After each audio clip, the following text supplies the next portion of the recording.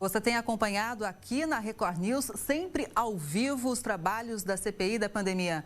Como mostramos mais cedo, o presidente da CPI, Omar Aziz, suspendeu a sessão. Isso porque às 7 da manhã, o empresário Carlos Wizard enviou um pedido para mudar a data do depoimento que deveria ter acontecido hoje. Ele conseguiu ontem um habeas corpus concedido pelo ministro Luiz Roberto Barroso, do Supremo Tribunal Federal. Omar Aziz já afirmou que vai pedir à Polícia Federal que o passaporte do empresário seja retido assim que ele voltar ao Brasil. E quem comenta esse assunto ao vivo com a gente é especialista em Direito Constitucional e Administrativo, Marilene Matos. Marilene, obrigada por estar aqui com a gente. Boa tarde para você. Queria começar perguntando quando e por que a pessoa tem o direito de pedir um habeas corpus. Boa tarde, é um prazer, muito obrigada por estar aqui para falar desse assunto que interessa a todo o país. Bom, quando e por que a pessoa tem direito de pedir um habeas corpus? A gente tem dois atores muito importantes de uma CPI. A gente tem o investigado e a gente tem as testemunhas, né, que são convocadas. O investigado, ele já tem o direito ao silêncio, mesmo sem o habeas corpus, porque pelo direito constitucional de que ninguém tem a obrigação de se autoincriminar. Então, o investigado na CPI, ele já faz o depoimento dele sem o compromisso de dizer a verdade.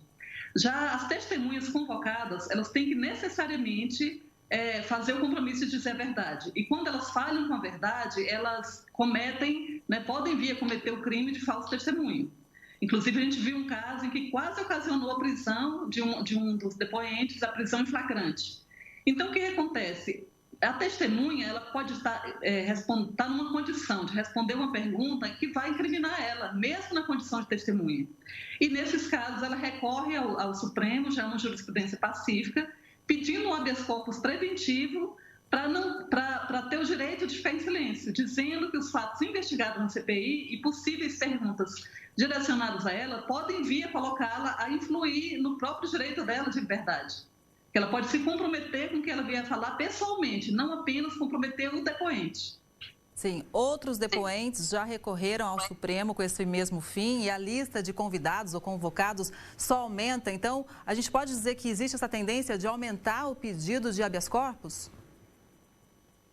Eu não diria um aumento da tendência, porque em toda CPI acontece isso. Agora, pela magnitude dessa CPI, pela importância dos assuntos que ela está investigando e pelas conexões que pode existir do depoente com os fatos, então pode ser que tenha um aumento expressivo desses pedidos de habeas corpus. Agora, tem um detalhe aí muito importante, que talvez quem pede o habeas corpus e consegue não se atentou.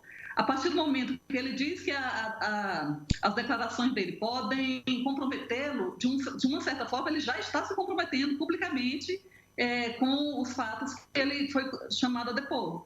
Quando eu digo que eu responder determinadas perguntas pode me comprometer, eu estou dizendo que eu tenho algum envolvimento com os fatos que estão sendo investigados. Não sei se você concorda. Já levanta um sinal vermelho. Agora, de que forma essas suspensões de sessão, esses pedidos de habeas corpus comprometem o andamento da CPI? Comprometem o andamento da CPI, porque a CPI ela é um importante instrumento de investigação parlamentar, um importante instrumento de controle da administração pública feito pelo parlamento. Então, o ideal é que as testemunhas que são convocadas para depor, que têm conhecimento dos fatos, fossem realmente, depusessem, falassem a versão delas e ajudassem a elucidar os fatos que estão sob investigação. Isso seria o ideal e contribuiria para o andamento da CPI. De qualquer forma, um depoente que vai e ele obtém um habeas corpus para permanecer em silêncio, não vai contribuir em nada, então impacta, de alguma forma, impacta sim a eficiência do trabalho da CPI. Hoje o Alexandre Marques, que é auditor do Tribunal de Contas da União, estava presente, mas foi dispensado, porque a sessão foi toda suspensa. Isso pode acontecer, né? A testemunha está lá, mas ser dispensada, ou também como fez o empresário Carlos Wizard, dizendo, olha, não vou depor, avisando às 7 da manhã, em cima da hora? No caso do empresário é bem complicado, porque embora ele tenha tido o habeas corpus para ficar em silêncio, o habeas corpus não significa que ele tem o direito de não comparecer. Ele necessariamente é obrigado a não comparecer. Em ele não comparecendo, mesmo que seja para ficar em silêncio, aí a CPI tem a prerrogativa de recorrer, de pedir ao judiciário a condução coercitiva dessa testemunha, por meio de agentes policiais, inclusive, né?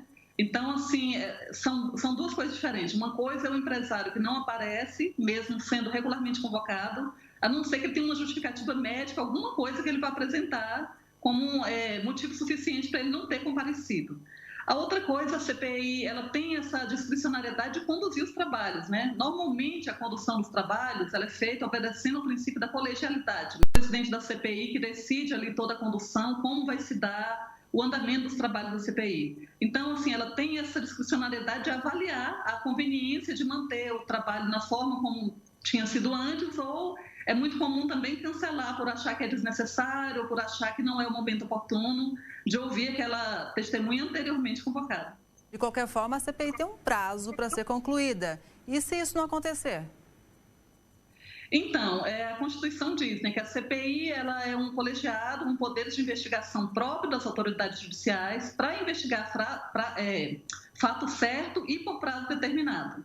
Então, quando esse prazo não é cumprido, quando termina o prazo e não deu tempo de concluir as investigações, a comissão vai fazer um relatório dos trabalhos dela baseado no que ela conseguiu investigar.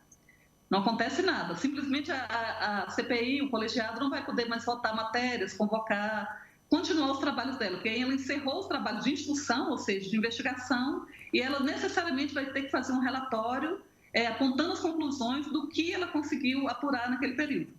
Só para deixar claro, normalmente o prazo são 180 dias? 180 dias. Normalmente o período é esse. Ok, então muito obrigada pela participação, pelas informações aqui no Jornal. Uma boa tarde. Boa tarde, ao dispor. Obrigada.